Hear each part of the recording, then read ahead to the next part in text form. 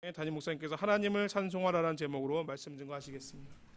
시간 우리 믿음의 고백 하나님께 드림으로 서현동에서 드리는 마지막 예배 말씀드리도록 하겠습니다. 하나님 나를 사랑하신다. 하나님 내 인생의 크고 비밀한 계획 가지고 계신다. 하나님 오늘도 나와 동행하셔서 그 계획 이루어 주신다. 아멘. 그렇게 될 줄로 믿습니다. 오늘은 예배와 관련돼서 했던 설교 마지막 7번째 시간입니다. 그래서 복습을 좀 하고 정리하는 게 좋을 것 같습니다. 영어 단어를 중심으로 제가 설교를 했습니다. 그래서 W는 way to God, 하나님께 나아가는 방법에 대한 설교를 했습니다. 가인의 방법이 아니라 아벨의 방법으로 하나님께 나아가야 된다, 그렇게 말씀드렸습니다. O는 offering, 우리가 하나님께 은혜를 목적으로 예배하는 것이 아니라 영광을 드리는 것을 목적으로 예배한다. R은 reverence 또는 respect, 하나님을 경외함으로 예배한다. S는 seek, 하나님을 구하고 기대하는 마음으로 예배한다. H는 heart, 마음으로 들음으로 예배한다. I는 intimacy, 친밀함으로 하나님을 예배한다. 그리고 오늘 P는 하나님을 찬양함으로 예배한다. praise, 이렇게 해서 오늘 마지막 설교를 마치도록 하겠습니다.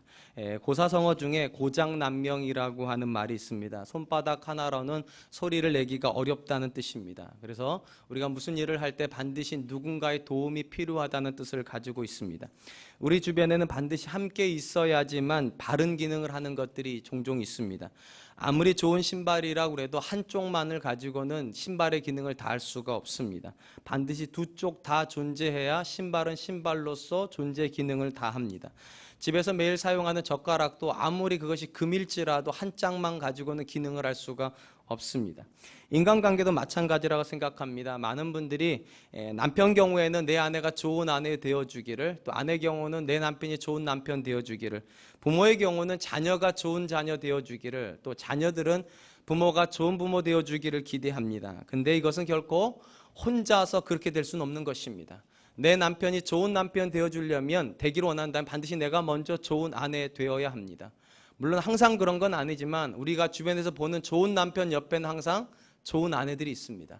좋은 부모 곁에는 좋은 자녀들이 있습니다. 이 말은 내가 좋은 자녀 기르고 싶으면 반드시 먼저 내가 좋은 부모가 되어야 된다는 겁니다. 내가 좋은 아내랑 살고 싶다면 내가 먼저 좋은 남편 되어야 합니다. 내가 좋은 남편과 살고 싶다면 내가 좋은 아내 되어야 합니다. 이건 짝으로 가는 것이지 혼자서 되는 것은 아니라는 것입니다. 예배 영역도 이 고장난명의 원리에서 크게 다르지는 않은 것 같습니다. 하나님께서 레위기에서 모세를 통하여서 제시하시는 예배는 결코 안식일의 제사로만 드리는 예배는 아닙니다. 거기 하나님께서 플러스를 시켜 놓으셨습니다. 거룩한 삶이 함께 드려져야 그것이 예배라는 것입니다. 제가 종종 말씀드린 대로 예배학 교과서라고 불리는 레위기는 크게 두 단어로 요약이 됩니다. 하나는 제사로서의 피와 삶으로서의 거룩입니다. 피와 거룩이 붙어야지만 예배가 예배된다는 것입니다. 특별히 하나님이 이사야 선지자를 통하여서 삶의 거룩이 없이, 거룩의 열매가 없이 하나님께 예배하는 자들을 책망하시면서 이렇게 말씀하십니다. 이사야서 1장 13절, 헛된 재물을 다시 가져오지 말라. 분향은 내가 가증히 여기는 바요, 월삭과 안식일과 대회로 모이는 것도 그러하니 성회와 아울러 악을 행하는 것을 내가 견디지 못하겠노라.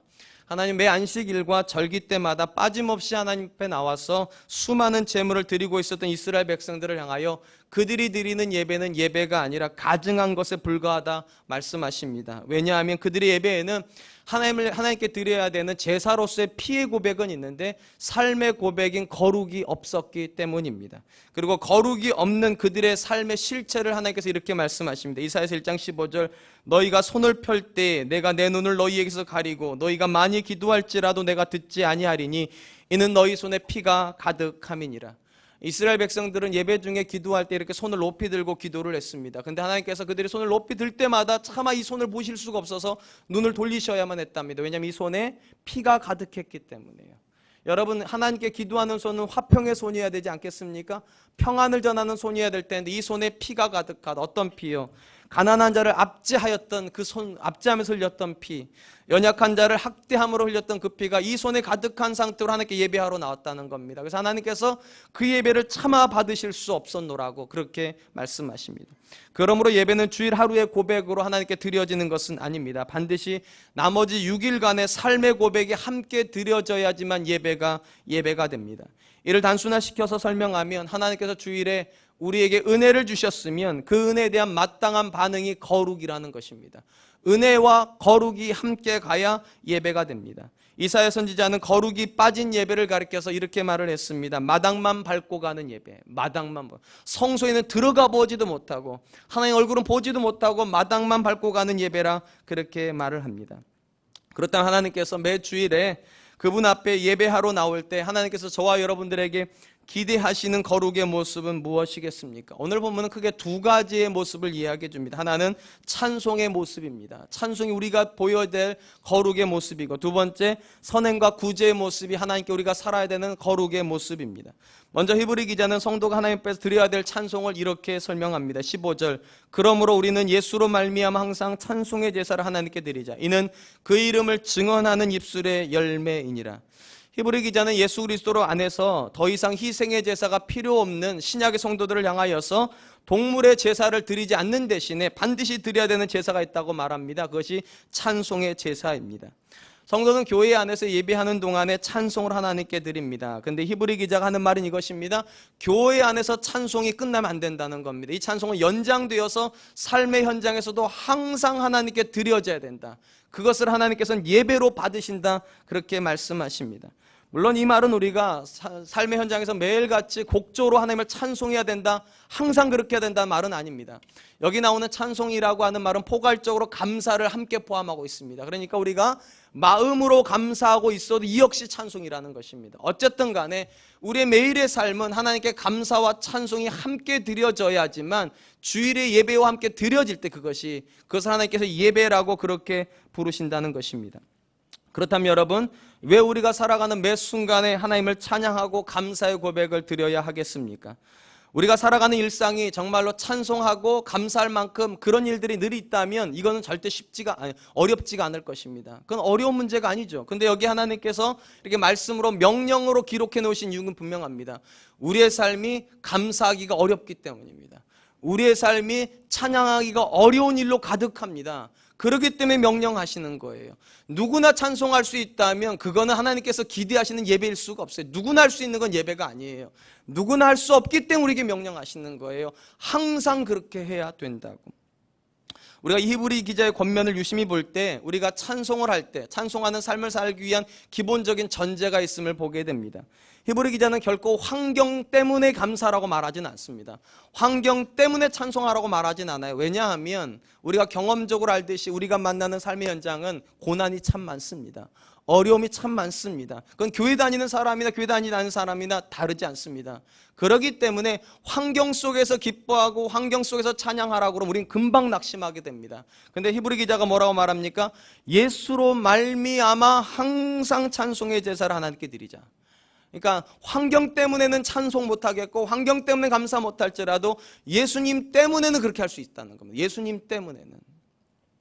로마서에 보면 우리가 예수 그리스도 안에서 하나님의 자녀가 가지는 특권들이 참 많이 기록되어 있습니다. 그중에 로마서 8장에 매우 특별한 특권이 있음을 기록하고 있습니다. 로마서 8장 34절, 누가 정죄해야 하리요? 죽으실 뿐 아니라 다시 살아나시는 이는 그리스도 예수시니 그는 하나님 우편에 계신 자요 우리를 위하여 간구하시는 자신이라. 우리를 위하여 간구하시는 자신이라.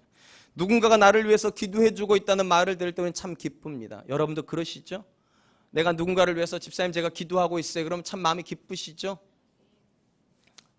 해두든지 말든지 그런 건 아니죠. 우리는 누군가가 내 이름을 불러주면서 기도해 줄 때 참 기분이 좋습니다. 심지어 저희 여동생이 그렇게 믿음 좋지 않을 때 저희 어머니한테 그러시더라고. 엄마, 오빠 기도만 하지 말고 내 기도 좀 하라고. 기도는 누구나 다 좋아하는 일입니다. 제가 가끔 제 모교인 사랑과 은혜교회 성도님들과 통화할 때 참 감격스러울 때가 있습니다. 다른 거 감격스러운 것이 아니라 새벽 예배 가서 제 이름을 부르면서 기도한다는 거 참 감격스러워요. 더 나아가서 사랑과 은혜교회를 위해서 기도한다는 말 들을 때 참 감동스럽습니다. 그리고 충격스러울 때도 있어요. 이렇게도 기도하신답니다. 남서울 은혜교회보다 잘 되라고 기도한다고. 여러분은 안 감동할지 몰라도 저는 참 감동스럽습니다. 이미 떠난 목사이고 그리고 자신들이 섬기는 교회도 아니라 자기하고 아무 상관이 없는, 어찌 보면 아무 상관없는 교회를 위해서 새벽마다 기도해 준다는 말이 참 감사하고 감격스럽습니다. 근데 로마서를 기록한 사도 바울은 그 정도의 감격이 아니라 훨씬 뛰어넘는 충격스러운 고백을 우리에게 합니다. 예수 그리스도께서 하나님 우편에서 우리를 위해서 기도하신다.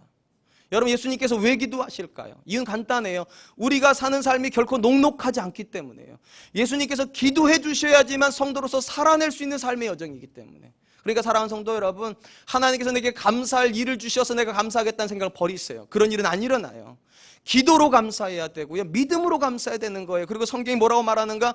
예수 그리스도께서 우리가 그런 삶을 살 수 있도록, 찬송의 삶과 감사의 삶을 살 수 있도록 그분이 하나님 앞에서 기도해 주고 계신답니다. 그러므로 사랑하는 성도 여러분, 예수님의 기도가 우리를 오늘도 세운다는 믿음을 가지십시오. 환경 속에서 내가 이겨낼 수 있는 이유는 내 힘이 있기 때문이 아니라 사실은 예수 그리스도의 기도의 능력이 있기 때문에 오늘도 내가 할 수 없는 그 일을 하게 하시는 그분의 능력이 우리에게 공급되는 줄로 믿습니다. 그리고 예수님께서 그렇게 기도해 주시기 때문에 우리 앞에 놓이게 되는 결론을 이렇게 기록합니다. 로마서 8장 35절 37절, 누가 우리를 그리스도의 사랑에서 끊으리요? 환난이나 공고나 박해나 기근이나 적신이나 위험이나 칼이라. 기록된 바 우리가 종일 주를 위하여 죽임을 당하게 되며 도살할 양과 같이 여김을 받았나이다 함과 같으니라. 그러나 이 모든 일에 우리를 사랑하신 이로 말미암아 우리가 넉넉히 이기느니라. 여러분, 제가 앞에서 말씀드렸듯이 성도들이라고 하여서 삶이 고난이 면제되지 않아요. 오늘 보면 이렇게 제가 읽어드린 말씀이 이렇게 되죠. 환난, 곤고, 박해, 기근, 적신, 위험, 칼. 여러분, 예수님 믿음이 이거 없어질 거라고 우리가 생각을 하는데 여전히 존재합니다. 여전히 나를 고통스럽게 하는 그 문제가 있어요. 그리고 심지어는 때로는 하나님께서 나를 완전히 버리신 것 같다고 느껴질 때도 있어요. 이렇게 돼 있잖아요. 도살할 양과 같이 여김을 받은 것 같다. 하나님이 사랑하신데 어떻게 그런 일을 겪을까? 하나님이 우리가 함께 하신데 어떻게 그런 어려움을 겪을까 싶은 그런 일들이 있다는 거예요. 근데 바울이 뭐라고 말합니까? 하나님 안에서 예수 그리스도의 기도를 받고 사는 성도들을 향해서 이렇게 말합니다. 우리가 넉넉히 이기느니라. 간신히 이기냐 그렇게 되어 있잖아요. 넉넉히 이기느니라. 그렇기 때문에 우리를 향해서 찬양하라고 말하는 것입니다. 삶의 현장에서 만나는 문제 때문에는 찬송 못할지 모르겠어요. 고난, 기근, 환난, 적신 만날 때에는 우리가 찬송하지 못할지 모르겠어요. 그러나 예수 그리스도의 기도를 믿는다면, 그리고 하나님께서 우리에게 주시는 넉넉한 승리를 믿는다면 항상 찬송할 수 있어야 할 줄로 믿습니다. 사랑하는 성도 여러분, 여러분의 삶 가운데 무엇이 여러분의 찬송을 막습니까? 무엇이 여러분의 감사를 막습니까? 예수님이 막는다고 말씀하지 마세요. 하나님이 막는다고 말씀하지 마세요. 성경 분명히 말을 합니다. 예수 그리스도께서 저와 여러분을 위해서 기도하십니다. 이 믿음 가지십시오. 그리고 하나님께서 그 기도 들으시고 우리를 그 모든 환난에서, 그 모든 어려움에서 넉넉히 이기게 하실 줄로 믿습니다. 이 믿음이 있으면 여러분 의지적으로 찬송하십시오. 항상 찬송하십시오. 히브리 기자는 우리가 하나님께 찬송해야 될 근거를 먼저 말을 한 다음에 찬송해야 되는 이유도 밝혀주고 있습니다. 이는 그 이름을 증언하는 입술의 열매이니라. 이는 그 이름을 증언하는 입술의 열매이니라.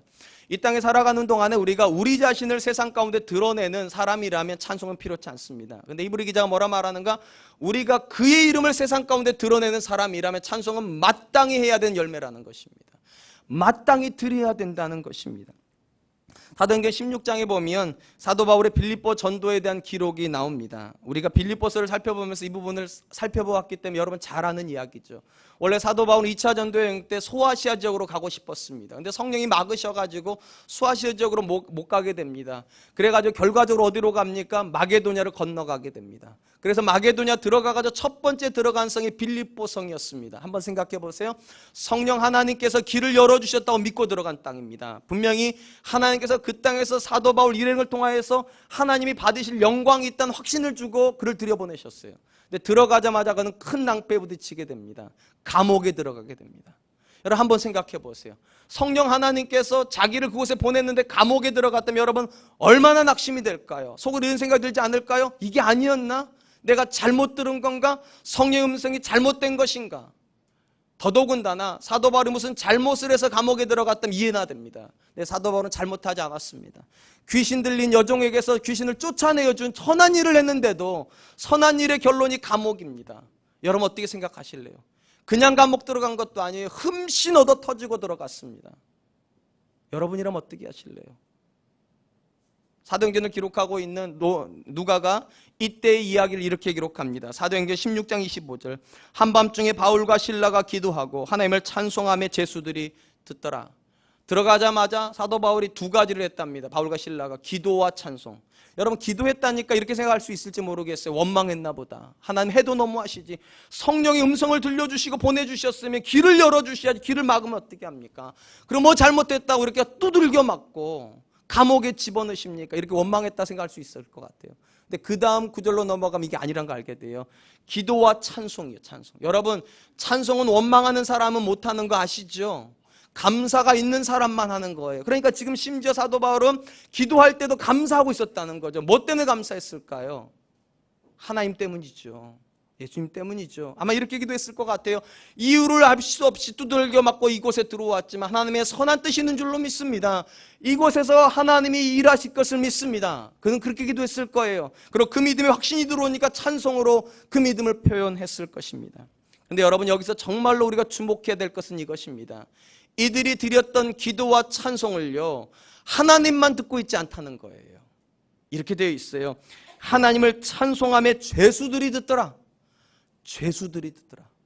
하나님을 기도하고 하나님께 찬송을 했는데 그걸 하나님만 들었다고 기록하고 있는 것이 아니라 죄수들이 듣더라.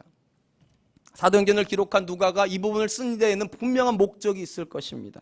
여러분, 한번 생각해 보십시오. 지금 사도 바울과 실라가 들어가 있는 그 감옥에는요, 사도 바울과 실라처럼 억울하게 들어온 사람도 있을 겁니다. 그리고 그곳에 들어와야 될 죄를 지은 사람도 있을 것입니다. 그런데 여러분, 이후 여야를 떠나고요, 지금 똑같은 감옥에 들어와 있습니다. 똑같은 감옥에. 근데 똑같은 감옥에 들어와 있는 바울과 실라가 지금 뭐 하고 있습니까? 기도하고 찬송하고 있습니다. 그리고 그것을 죄수들이 들었다. 무슨 말입니까? 죄수들은 도무지 이해가 안 되는 상황이라는 거예요. 왜 그 상황에서 기도해야 되는지, 어떻게 그 상황에서 찬송할 수 있는지 도무지 이해가 되지 않는 그 상황에서 지금 사도 바울은 기도하고 있고 찬송하고 있다는 거예요. 아무도 감사할 수 없는 상황에서, 아무도 찬송할 수 없을 것 같다고 생각했던 그 상황에서 사도 바울은 지금 기도하고 있고 찬송하고 있습니다. 사랑하는 성도 여러분, 제가 자주 말씀드리지만 세상에 속한 사람들과 우리가 당하는 일에는 거의 차이가 없습니다. 참 이상하게도 하나님께서는 우리가 그분의 자녀되었음에도 불구하고 우리에게서 문제를 면제시켜 주지 않습니다. 우리는 예수님 믿기 이전에도 가지고 있었던 자녀 문제 여전히 가지고 있습니다. 우리는 예수님 믿기 전에도 가지고 있었던 경제적인 문제 가지고 있습니다. 심지어는 믿었던 사람들에게 배신당하는 어려움도 겪습니다. 하나님 왜 그렇게 하실까요? 우리가 하나님 자녀면 그거 다 면제해 줘야 되는 거 아닙니까? 이제 더 이상 자녀 문제 없어야 되는 거 아니에요? 더 이상 먹고 사는 문제 없어야 되는 거 아니에요? 더 이상 누구에게 아픔 당하는 그런 문제 없어야 되는 거 아니냐고요. 근데 왜 하나님은 그거로부터 우리를 지켜주지 않으실까요? 여러분, 하나님께서 왜 그렇게 하신다고 생각하십니까? 저는 개인적으로 생각합니다. 하나님께서 저와 여러분들에게 세상 사람들과 똑같은 문제를 주시는 이유 딱 하나입니다. 똑같은 문제에서 우리가 어떻게 고백하는지를 그들에게 보여주려고요. 똑같은 상황 속에서 믿음이 과연 우리를 어떻게 살게 하는지 보여주게 하시려고요. 사도 바울은 똑같은 감옥에 들어갔는데 모든 사람이 절망하고 모든 사람이 낙심하는 그 현장에서 사도 바울은 기도하고 찬송하였더라. 그리고 그것을 그들이 들었더라. 궁금하겠죠? 도대체 무엇이 저들로 하여금 찬송하게 만드는 것일까? 저들로 하여금 무엇이 기도하게 만드는 것일까? 여러분, 사도 바울만 감옥에 갇혀 있는 건 아닌 것 같아요. 오늘날 우리가 살고 있는 삶의 현장도 감옥이 참 많은 것 같아요. 결혼을 하신 분들도 느끼시겠지만 자녀라는 감옥이 있는 것 같아요. 낳아놓고서 이거 버릴 수도 없고요. 도대체 얼마나 돈을 먹어버리는지, 그냥 얼마나 씀씀이가 큰지, 도대체 감옥이에요. 감옥. 내가 도대체 어떻게 이걸 다 감당할 수 있을까? 벗어날 수 없는 감옥이 있죠. 부부 생활이 감옥인 분들도 계신 것 같아요. 왜 하나님께서 그런 남편을 내게 주셨는지, 왜 그런 아내를 내게 주셨는지 벗어날 수 없는 감옥과 같은 게 있는 것 같아요. 어떤 분에겐 교회 생활이 감옥일지도 모르겠어요. 어디 가지도 못하겠고, 내 마음에 들지는 않는 것 같고, 막 찔리시죠? 어떻게 보면 교회라는 감옥도 우리에게 있는 것 같아요. 인간관계라는 감옥도 있는 것 같아요. 왜 나에게 그런 고통이 있는지, 왜 그런 사람이 내 옆에 있는지, 왜 내가 그런 부모 밑에서 자라야만 했는지, 왜 내게 내 부모는 그래야 되는지, 인간관계라는 감옥도 있는 것 같아요. 근데 여러분 기억하세요. 여러분에게만 있는 거 아니에요. 교회 다니는 사람에게만 있는 거 아니에요. 모든 사람에게 있는 거예요. 다 모든 사람에게 감옥이 다 있어요. 사도 바울이 지금 그 감옥에 들어가 있어요. 모두가 다 절망하는 감옥이에요. 모두가 다 소망이 없는 감옥이에요. 모두가 다 찬송 못하는 감옥이에요. 근데 거기서 사도 바울은 기도해요. 거기서 찬송해요. 그리고 그들이 들어요.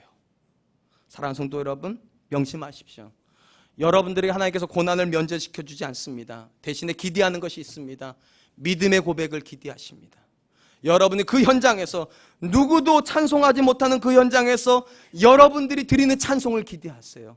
여러분들이 드리는 믿음의 기도를 기대하세요. 놀라운 일이 있습니다. 그 기도와 그 찬송이 드려질 때 감옥문이 활짝 열렸습니다. 누구도 찬양하지 못하는 그 현장에서 찬양을 할 때 감옥문이 활짝 열렸어요. 사랑하는 성도 여러분, 여러분들에게 자녀가 감옥처럼 느껴지십니까? 그 자녀를 붙잡고 기도하세요. 그 자녀로 인해서 찬송하세요. 반드시 하나님께서 열어주실 줄로 믿습니다. 재정이 여러분에게 감옥처럼 느껴지십니까? 인간관계가 감옥입니까? 여러분 그 현장에서 원망하려고 하지 마세요. 오늘 사도 바울도 말하고 히브리 기자도 말하잖아요. 예수로 말미암아 항상 찬송의 제사를 드리자. 그들과 우리가 당하는 일에 제가 차이가 없다고 말씀드렸죠. 사실은 틀린 말이죠. 외형적으로는 차이가 없는 건 맞아요. 그들도 자녀 문제, 우리도 자녀 문제. 그들도 경제적인 문제, 우리도 경제적인 문제. 그들도 인간관계의 문제, 우리도 인간관계의 문제. 차이가 없는 것 같지만 차이가 분명히 존재합니다. 그들은 혼자 당하는 문제입니다. 버려진 존재인 것처럼, 던져진 존재인 것처럼 혼자 당해야 됩니다. 근데 우리는 함께 당합니다. 주님과 함께요. 우리가 새롭게 들어가는 성전에 카페가 있습니다. 이번 주에는 제가 장명 참 많이 했습니다. 이름 많이 지었어요. 카페 이름을 우리 목사님께서 지어달라고 그래서 제가 고민 많이 했어요. 그러다 이렇게 지었어요. With us. 하나님이 우리와 함께 하신다. 그래서 그걸 줄여가지고 With us 카페라고 제가, 괜찮죠? 하나님이 우리와 함께 계세요. 여러분 자녀의 문제, 여러분의 문제 아니에요. 하나님이 함께 가지고 계신 문제예요. 경제적인 문제, 여러분만의 문제 아니에요. 하나님이 함께 가지고 계신 문제예요. 관계의 문제, 여러분만의 문제 아니에요. 하나님 함께 가지고 계신 문제예요. 그러니까 다른 거예요. 현상적으로는 똑같은데 다른 거예요. 그 현상 속에 주님의 기도가 있어요. 그 현장 속에 하나님의 보호하심이 계세요. 그 현장 속에 결론이 주어졌어요. 넉넉히 이기느니라. 그러므로 사랑하는 성도 여러분, 찬양은 믿음의 반응이에요. 하나님이 나와 함께 계시다는 반응이 찬양으로 드려지는 거예요. 찬양은 믿음의 고백이에요. 하나님께서 넉넉히 이기게 하실 거라는 고백이에요. 사랑하는 성도 여러분, 주일날 이렇게 예배드리고 나서 여러분 삶의 현장에 들어가실 때 이 고백이 살아나면 찬양의 제사가 드려질 줄로 믿습니다. 그러므로 찬양은 주일만 드리는 거 아니에요. 성가대만의 몫은 아니라고요. 우리가 해야 되는 거라고요. 하나님 앞에 그분이 일하신다. 그분이 우리와 함께 하신다. 그분이 나를 위해서 기도하신다. 이 믿음의 고백이 있다면 우리는 찬송하게 될 것이고, 그 찬송은 믿지 않는 자들에게 충격이 될 것입니다. 어떻게 그 현장에서 찬송할 수 있을까? 아니 그 집 아들이나 우리 집 아들이나 뒤에서 노는 거 똑같은데, 그 집 남편이나 우리 집 남편이나 벌어오는 벌이는 똑같은 것 같은데, 그 집의 상황이나 우리 집 상황은 똑같은 것 같은데 왜 저 집은 찬양할까 도대체? 저 집은 왜 감사가 있을까? 사랑하는 성도 여러분, 그것이 비밀이 되어야 될 줄로 믿습니다. 히브리 기자는 삶의 현장에서 성도가 드려야 되는 첫 번째 고백을 찬양이라고 그랬습니다. 우리 삶에서 찬양이 드려지는 것이 거룩의 고백이에요. 그리고 두 번째 고백을 선행과 구제라고 제시합니다. 16절 우리 같이 한번 읽어보겠습니다. 읽습니다. 시작. 오직 선을 행함과 서로 나누어 주기를 잊지 말라. 하나님은 이 같은 제사를 기뻐하시느니라. 히브리 기자는 성도가 동물로서 제사 드리는 것은 하지 않아도 되지만 앞에서 그래서 찬양도 제사라고 불렀어요. 찬양의 제사, 예배입니다. 두 번째 여기서 그렇게 말합니다. 선행과 구제도 역시 제사라고 부릅니다. 무슨 말입니까? 그 고백이 자체가 예배의 한 부분의 고백이라는 거예요. 주일날 이렇게 고백으로 드려지는 것이 삶 속에서 손을 펴는 걸로 드러날 때, 다른 사람에게 선행을 하고 다른 사람을 도와줄 때 그것도 역시 예배의 고백이라 하나님께서 받으신다는 것입니다. 그렇다면 여러분, 예수 그리스도 안에서 왜 하나님께서 그분의 자녀들에게 이렇게 선한 삶을 요구하시는 걸까요? 왜 구제하는 삶을 살라고 말씀하실까요? 예, 그것이 물론 옳기 때문입니다. 근데 여러분, 그것 자체가 목적은 아니에요. 선행 자체가 목적이 아니고 구제 자체가 목적은 아니에요. 만약에 선행과 구제가 목적이었다면 교회 안 다니는 사람들도 그거 하잖아요. 그 자체는 목적이 아니에요. 그걸 통해서 하나님께 이루고 싶어하는 무언가가 있기 때문입니다. 무언가가. 예수님께서 마태복음 5장 6절에 보면 이 선행과 구제를 통하여서 이루고 싶어하는 목적이 있음을 말씀하십니다. 이렇게 말씀하시죠. 이와 같이 너희 빛을 사람 앞에 비추게 하여 그들로 너희 착한 행실을 보고 하늘에 계신 너희 아버지께 영광을 돌리게 하라.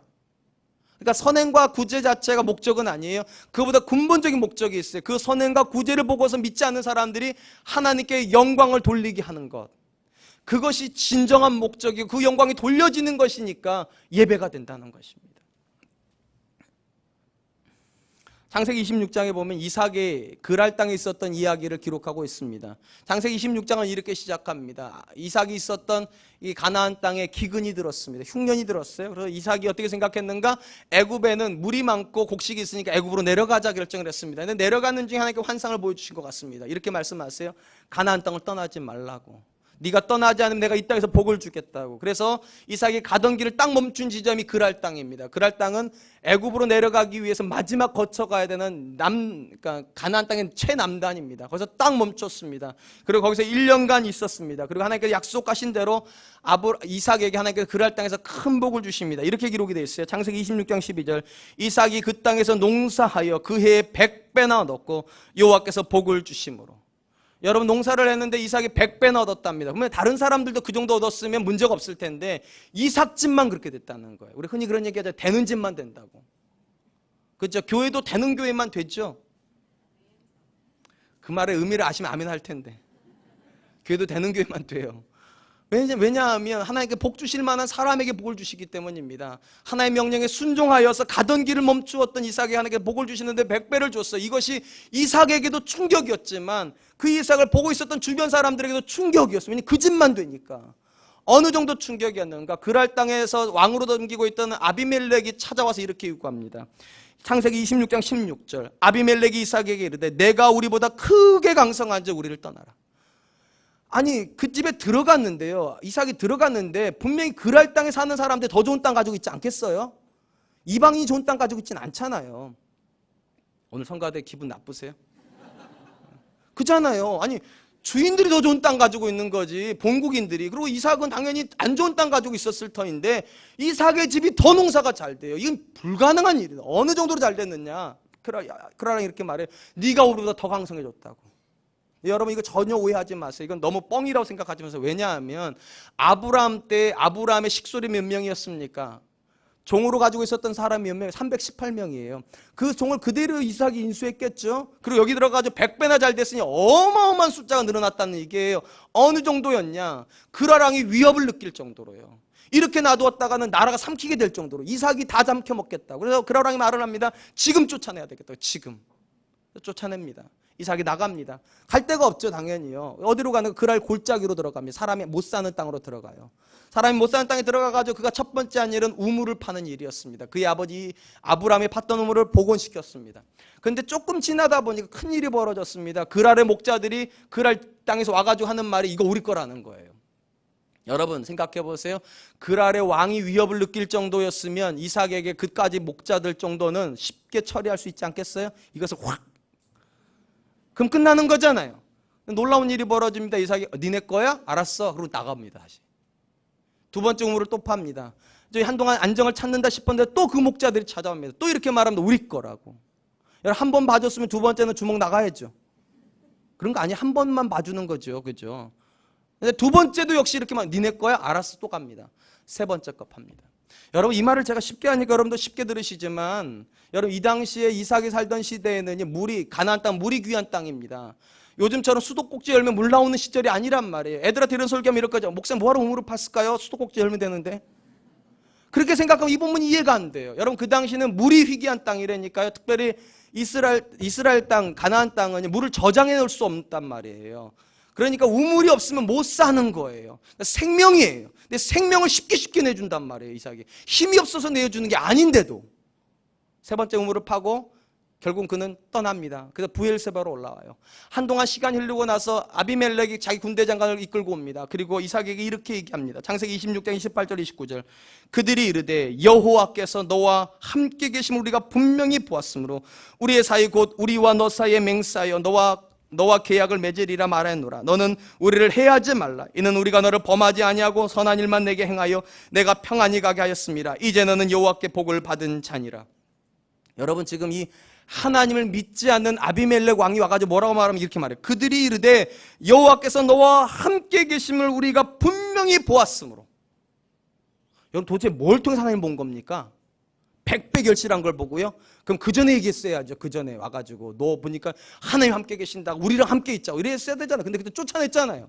그러니까 돈 많이 번 걸 가지고 감동한 건 아니에요. 도대체 뭘 가지고 감동했을까? 뭘 가지고 감동을 받아가지고 너와 하나님이 분명히 함께 계신다고 말했을까? 전후 문맥은 딱 하나예요. 힘이 있는데 그 힘으로 자기를 위해서 힘을 쓰지 않는 모습이요. 얼마든지 그랄 목자를 쫓아낼 수 있었는데, 얼마든지 그들을 심판할 수 있었는데 이삭이 끊임없이 양보하더라는 거예요. 그것이 오히려 이 그랄 왕에게는 위협이 된 겁니다. 그렇잖아요. 얼마나 하나님이 저와 함께 계셨으면 갈 때마다 피해가면 또 우물이 터지고 피해가면 또 우물이 터지고. 여러분, 우물을 쉽게 파는 게 아니잖아요. 우리 다 알잖아요. 요즘처럼 뭐 우물 파는 장비가 있는 것도 아니고. 근데 그는 가는 곳마다 우물이 제까닥 열려요. 제까닥 열려요. 무섭죠. 그러니까 무섭죠. 힘은 있는데 그 힘으로 우물을 뺏는 게 아니라 하나의 은혜로 우물을 파니까 무섭죠. 사랑하는 성도 여러분, 우리가 새로운 성전으로 갑니다. 우물을 우리가 판 거 아닙니다. 하나님 파놓고 기다리고 계셨습니다. 아비멜렉이 말합니다. 내가 분명히 보았노라고. 하나님이 너 안에 있다고. 여러분, 이삭이 전도한 거 아니에요. 이삭이 복음 전도지 들고 가가지고 전도한 거 아니에요. 뭐 한 겁니까? 양보해 준 거죠. 선을 베푼 거죠. 구제를 베푼 거죠. 자기가 파가지고 그들에게 준 거죠. 결국은요. 그러니까 하나님이 드러났습니다. 신앙의 울타리 안에 들어온 이상 우리도 알게 모르게 우리의 삶을 통하여 그분이 어떤 분인가 드러냅니다. 내가 원하든 원하지 않든 간에 내 삶을 통하여 그분은 드러나게 되어 있습니다. 사람들은 우리를 통하여 하나님을 보고요, 우리를 통하여 하나님을 판단하며 우리를 통하여 하나님께 하나님이 인정할 것인가 하나님께 등을 돌릴까를 결정합니다. 우리를 통하여 결정하는 거예요. 아비멜렉이 하나님을 모르는 사람인데 이삭을 보고 하나님을 봤어요.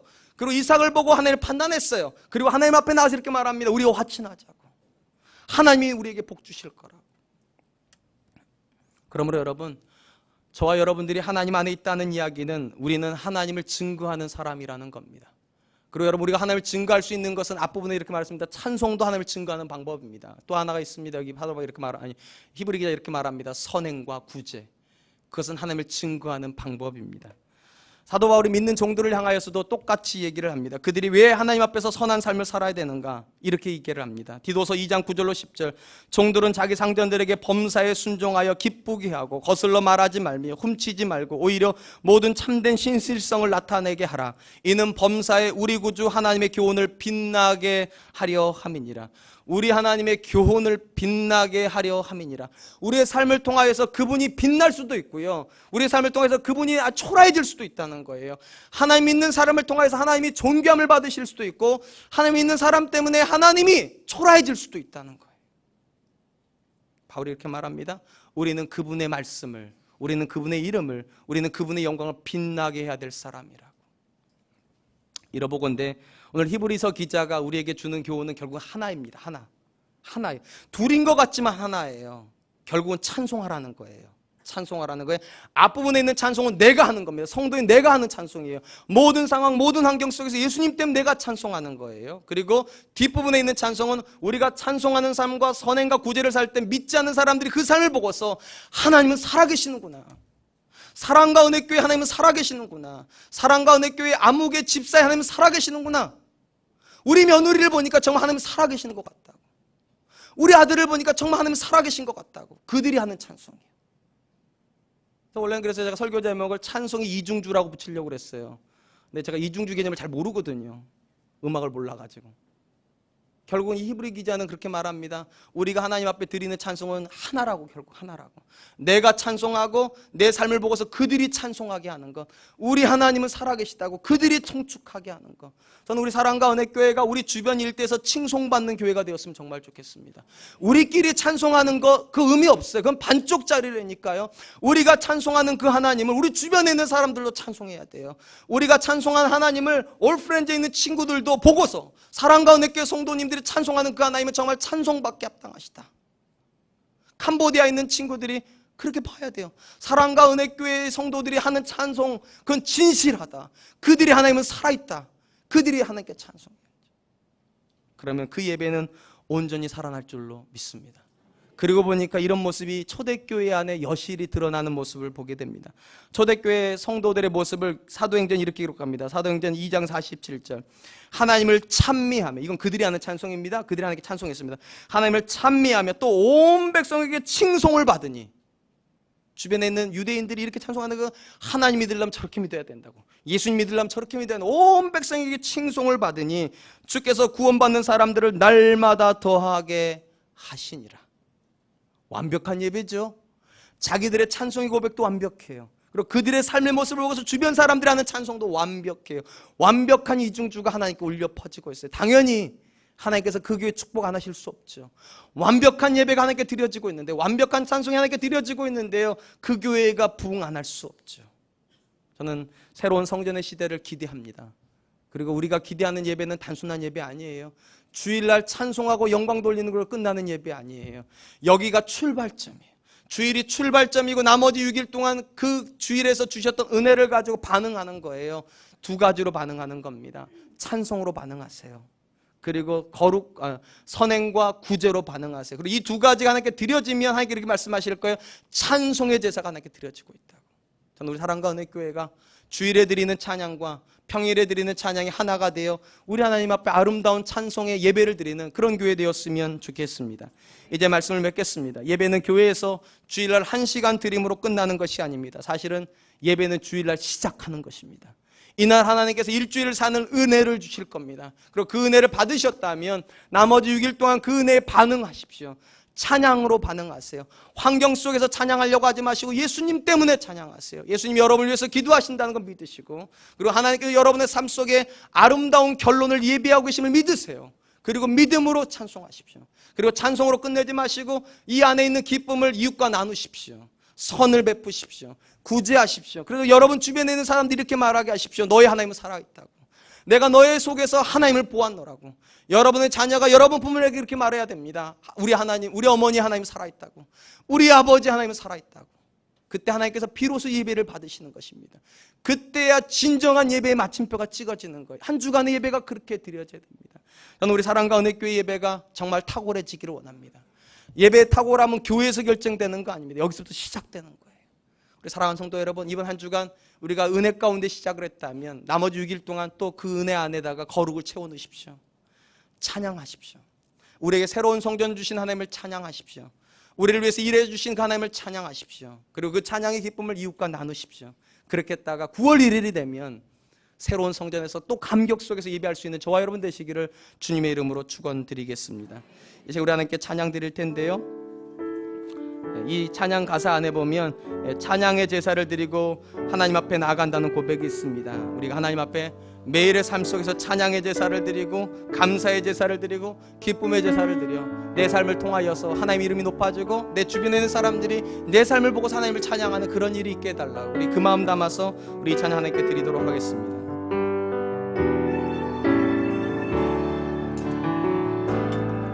주의 이름 안에서 주의 성소로 가네, 주의 성소로 가네, 영광스러운 이곳에 우리 기쁘게 왔네. 거룩한 보좌 앞에서 따뜻함을 느끼네. 우리 마음 경배하며 찬양의 제사 드리네. 찬양의 제사 드리며 찬양의 제사 드리며 성소로 들어갑니다.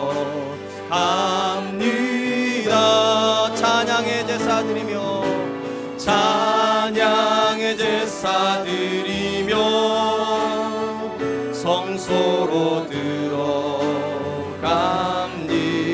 우리 모두 주님께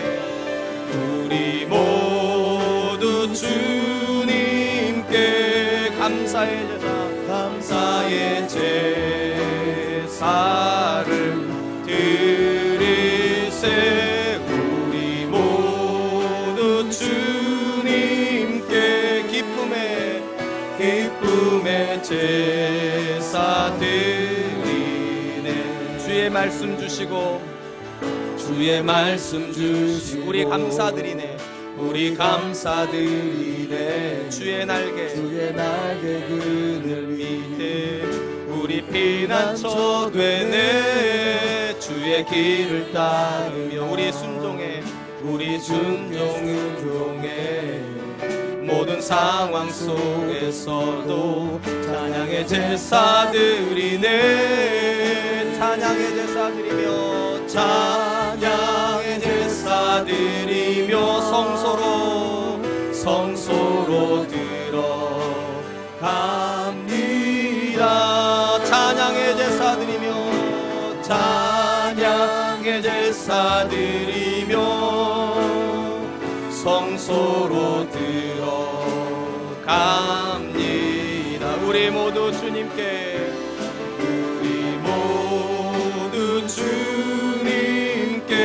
감사의 제사를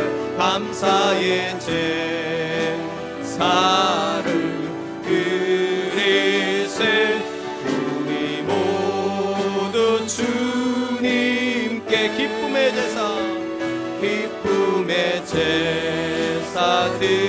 찬양의 제사 드리며 성소로 들어갑니다. 찬양의 제사 드리며 성소로 들어갑니다. 찬양의 제사 드리며 찬양의 제사 드리며 성소로 들어갑니다. 우리 모두 주님께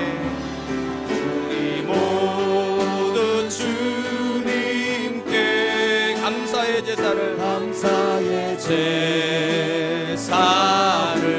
드리세. 우리 모두 주님께 기쁨의 제사 드리네. 눈을 감아 보시겠습니까? 여러분은 주일날 우리 하나님께 예배함이 기쁨이십니까? 하나님께 예배할 수 있음이 여러분에게 감사이십니까? 여러분 그 기쁨과 그 감사가 여러분 일주일에 얼마나 갑니까? 월요일 날에도 기쁘십니까? 화요일 날에도 감사하십니까? 수요일 날에도 그 기쁨과 감사가 여전히 남아 있습니까? 아니면 수요일을 넘기기 이전에 이미 그 기쁨과 그 감사가 다 사그러들어 내 입술에서 찬송의 고백이 끝나버리진 않았습니까? 하나님께 기도합시다. 하나님, 주일에 예배가 시작되는 것을 기억하게 하여 주시고 일주일 살아가는 동안에 내 삶에서 찬송의 고백이 끝나지 않게 하여 주시옵소서. 환경 때문에는 찬송하지 못하겠고 내가 겪고 있는 문제 때문에 감사하지 못할지라도 예수로 말미암아 항상 찬송하는 사람 되게 하여 주시옵소서. 또 하나님께 이렇게 고백합시다. 하나님, 내 삶을 통하여 하나님이 드러나기를 소망합니다. 내가 선한 삶을 삶으로 내가 구제 힘쓰는 사람이 되므로 내 주변에 있는 사람들이 내 삶을 보고 사람을 인정하는 그런 고백이 있게 하여 주시옵소서. 내 사랑하는 자녀들이, 내 사랑하는 배우자가 내 삶을 통하여 하나님께 영광 돌리는 그런 삶 살게 하여 주시옵소서. 하나님께 드리는 찬송과 백성들이 하나님께 드리는 그 찬송이 아름다운 하모니가 되는 생애 살게 하여 주시옵소서. 그리고 우리 교회를 위해서도 기도해 주십시오. 우리가 새롭게 이전해 나가는 성전에서 이전보다 더 뜨거운 찬송 드릴 수 있도록 도와주시옵소서. 우리의 드리는 찬송뿐만 아니라 우리 주변 일대에서 우리가 섬기는 주변의 사람들이 우리 교회를 칭송하는 교회 될 수 있도록 도와주시고 우리 하나님 앞에 예배하기 위하여서 모여드는 그런 교회 될 수 있도록 주님 도와주시옵소서. 우리 사랑하는 성도들의 삶과 그리고 우리 교회의 삶을 놓고 우리 한번 같이 기도하겠습니다.